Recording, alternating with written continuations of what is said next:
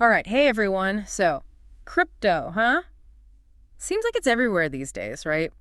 Maybe you've been thinking about dipping your toes into the crypto investing waters, but not really sure where to start.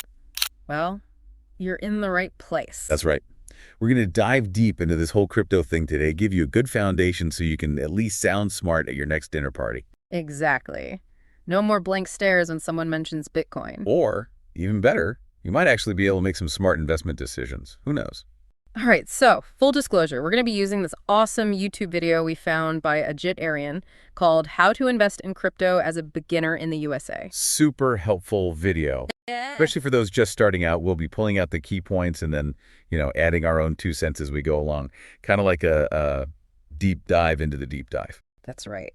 So let's jump right in, shall we? One of the first things Ajit does is he calls cryptocurrency money for the internet. Yeah. Catchy, right? A good way to think about it, I think. Definitely. But what does that actually mean? Well, it means that cryptocurrency is a form of digital money. Okay, that part I get. It's digital. But what makes it different from, say, using Venmo or PayPal? Good question. It all comes down to this concept of decentralization. Ah, yes, decentralization. The word everyone throws around, but no one really seems to understand, myself included. Well, it's actually pretty simple.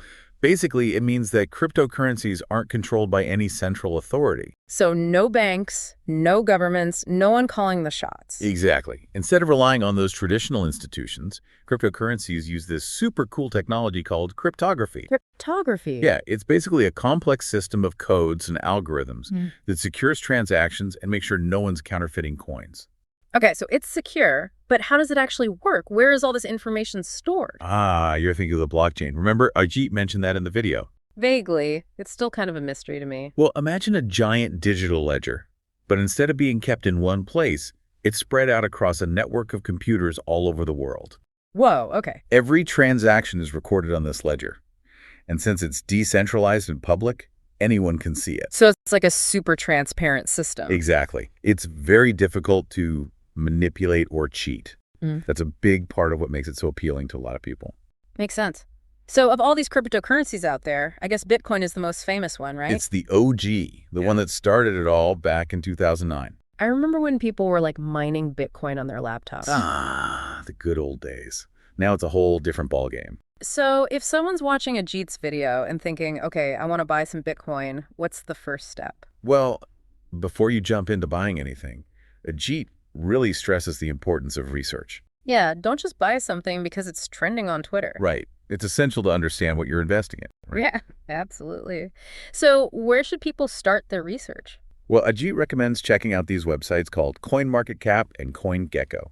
I've heard of those. Aren't those the sites that show you the prices of all the different cryptocurrencies? They do, but they also give you all sorts of other information like trading volume, market capitalization, historical data. It's a good starting point to get a feel for the market. Market capitalization. That one always throws me off a bit. Yeah, it sounds complicated, but is really just a way to measure the total value of a cryptocurrency. Okay, so bigger market cap, bigger value, like Apple versus some random startup company. Pretty much. It gives you an idea of how established and influential a particular cryptocurrency is in the market.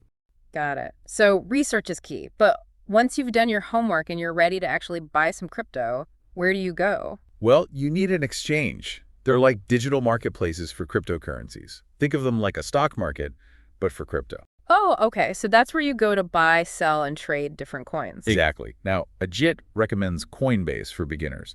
It's very user-friendly and secure. I've heard of that one. But he also mentions a couple others, like Binance US and Kraken.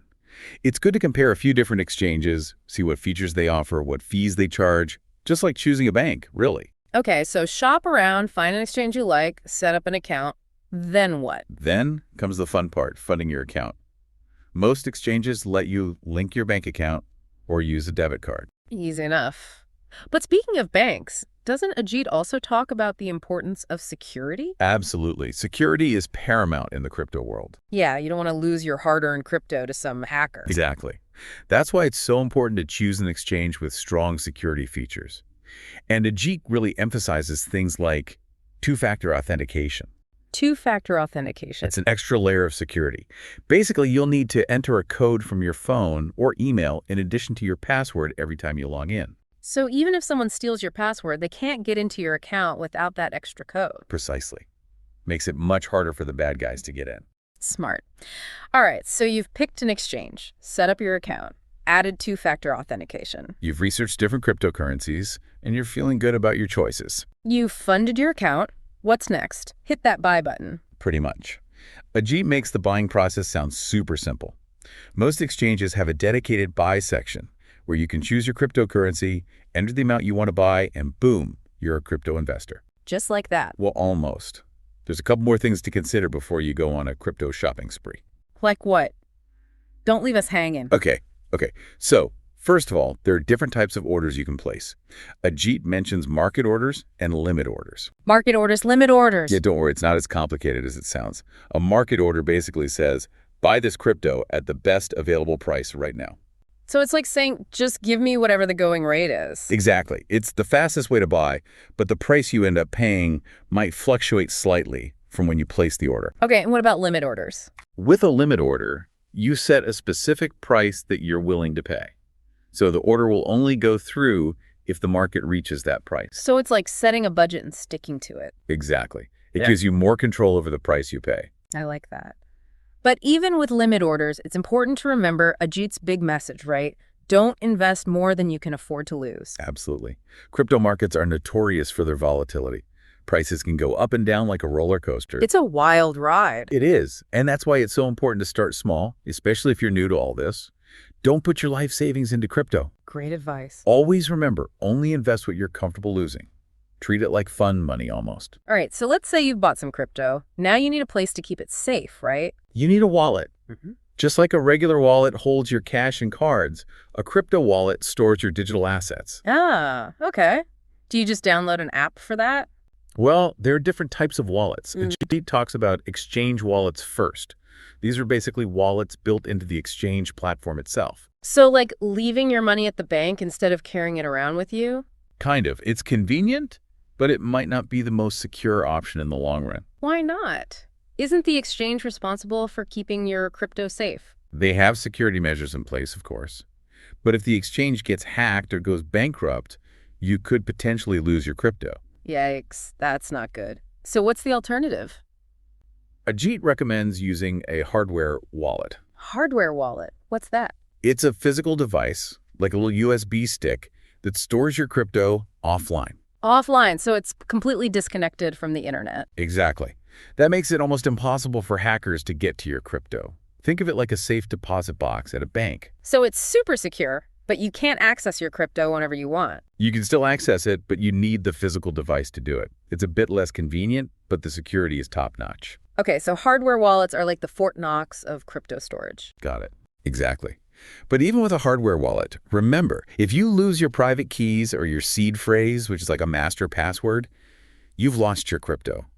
Forever. Whoa, okay, so don't lose those keys. But even with the most secure wallet in the world, Ajit also stresses the importance of staying informed, right? He does. The crypto world is constantly evolving. New technologies, new projects, new trends popping up all the time. It's hard to keep up. So how does Ajit suggest people stay in the loop? Well, he recommends checking out reputable crypto news websites. Any favorites? CoinDesk and Cointelegraph are good places to start. But remember, it's always good to get information from a variety of sources. Don't just rely on one website or one person's opinion. Exactly. And don't believe everything you read. There's a lot of hype and misinformation out there. So be critical, do your own research, and don't fall for scams. Got it. And Ajit also suggests following industry thought leaders on social media, especially Twitter. Crypto Twitter is a whole other world. It is. But it can be a great way to get real-time insights and connect with other people who are passionate about crypto. Makes sense. Anything else? Oh, and Ajit really emphasized the importance of community.